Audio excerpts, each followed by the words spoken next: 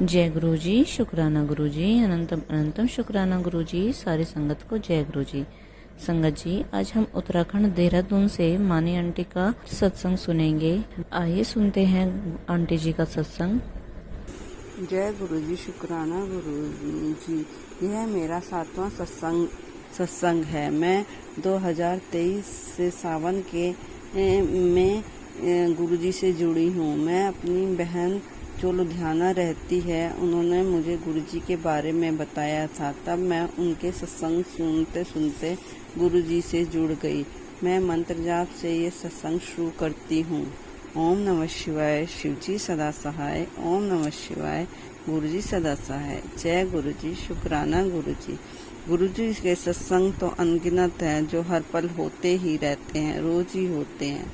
संगत जी, एक दिन शाम के 4:30 बजे जब मैं आसमान में निगाह गई तो वहाँ चांद दिखाई दे रहा था और चांद में गुरु जी की केवल आँख नजर आ रही थी और उसमें आँख में काली पुतली इधर उधर हिल रही थी। और गुरु जी ने कहा भी था कि तेरे घर पे पहरा बिठा रखा है। कई बार हमारे घर के सामने वाइट क्रेप कबूतर बैठे रहते हैं। उस समय मुझे ब्लैक मैजिक के बहुत सत्संग आते थे। एक दिन रात के समय मुझे आसमान में चांद दिखाई दिया और चांद के नीचे बादलों से 3 लाइनें बनी हुई थी, जैसे हम शिवलिंग पर चंदन से बनाते हैं, और बिंदी चांद की बनी हुई थी। काफी समय से गुरुजी का मैसेज आ रहा था कि पंजीरी के लड्डू का हनुमान जी को भोग लगा और काली माता को चोला चढ़ा। पंजीरी के लड्डू तो मैंने हनुमान जयंती पर चढ़ा दिए थे। काली माता का चोला रह गया था क्योंकि मुझे उनका साइज नहीं पता था। तो मेरी बहन ने कहा तू लाल रंग की चुन्नी चढ़ा दे। तब मैंने लाल रंग की चुन्नी और सुहाग का सामान लेके गई। हम पहले टपकेश्वर मंदिर गए जो देहरादून में है। फिर वहाँ पे शिवजी जी की आरती भी हो रही थी। हम पूजा करके वहाँ से काली माता के मंदिर चले गए जो टपकेश्वर मंदिर के पास ही है। फिर हम वहाँ जब गए तो हमने माता को अपनी चुन्नी चढ़ाई और सुहाग का सामान भी वहीं रख दिया। फिर वहाँ पर जो बैठे थे उन्होंने कहा कि चुन्नी उतार के रख दो। हमने उतार कर तय करके रख दी। फिर वहाँ एक औरत को माता आ गई। फिर वही चुन्नी उन माता को उड़ाई और उनके पैर भी छुए। जब पैर छुए तो उन्होंने कहा कि तुम्हारे पैरों में बहुत दर्द होता है। मैंने कहा नहीं मेरे पति के बहुत दर्द होता है। तो उन्होंने आशीर्वाद भी दिया और मुझे और मेरी बेटी को दोनों को ही आशीर्वाद दिया। जो चुन्नी हमने चढ़ाई थी उसमें तितली बनी हुई थी। इस तरह गुरुजी ने साक्षात काली माता रानी के दर्शन कराए। जब हम आ रहे थे तो हमें 777 की गाड़ी भी दिखाई दी। जय गुरु जी, शुक्राना गुरु जी। एक तितली हमारी खिड़की पर आकर चाली के ऊपर बैठ गई और उसके पास ही एक मकड़ी भी थी। मैंने सोचा कहीं ये मकड़ी तितली को मार ना दे, तो मैंने तितली को उठाकर बाहर पौधों पे रख दिया।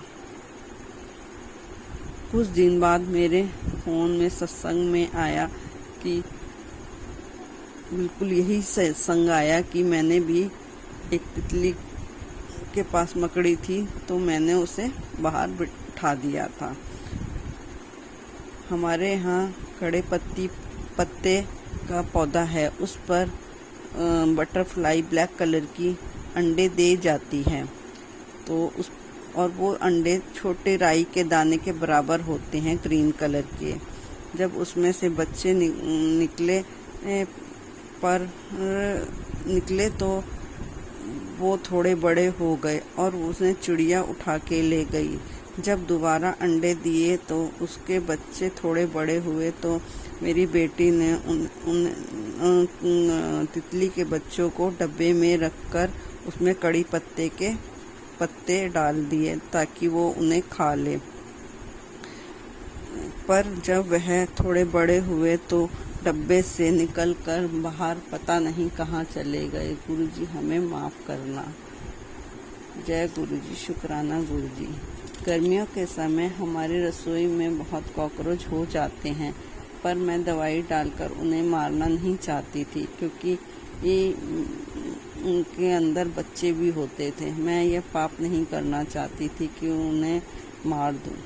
फिर मैंने गुरुजी से कहा कि गुरुजी मैं इन्हें मारना नहीं चाहती, इन्हें आप अपने आप ही ख़त्म कर दो।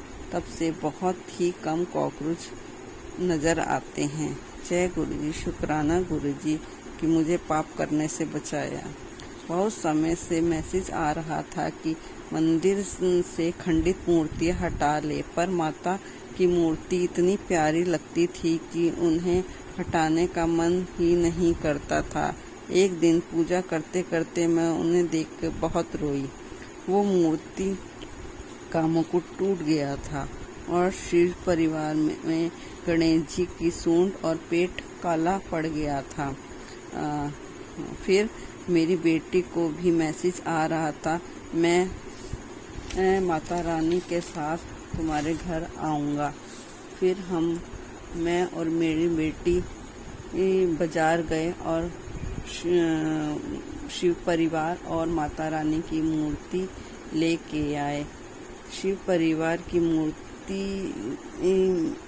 और माता रानी को बुद्ध पूर्णिमा वाले दिन मैंने मंदिर में स्थापित किया।